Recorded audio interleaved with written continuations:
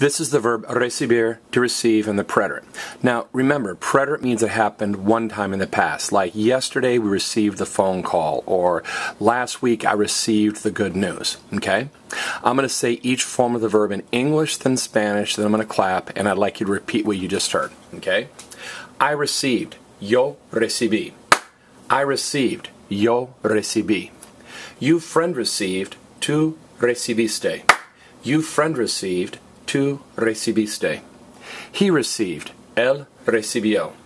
He received. Él recibió.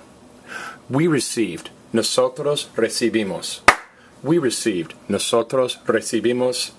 And they received. Ellos recibieron. They received. Ellos recibieron. Now, some of you are thinking, hold on a second, Mr. Holt. I-S-T-E-I-O, I-M-O-S, I-E-R-O-N.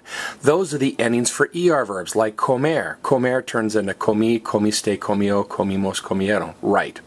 In Spanish, ER verbs and IR verbs in the preterite are exactly the same. Okay?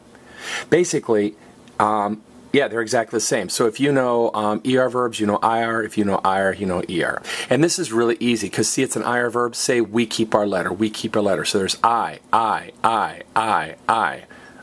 Capitan, feel like a pirate. R. Now, all regular preterite verbs, whether they're AR, ER, IR, the yo form has an accent over the last letter, and the he form has an accent over the last letter. Okay? So, real straightforward. This is, interestingly enough, in Spanish there are only a couple regular IR verbs.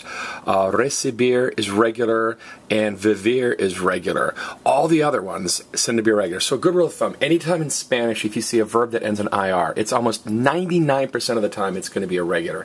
IR verbs are irregular. They're irrational. They make people irate. They're irritating. Get that? All those words had IR. All right, that's recibir, to receive, and the preterite.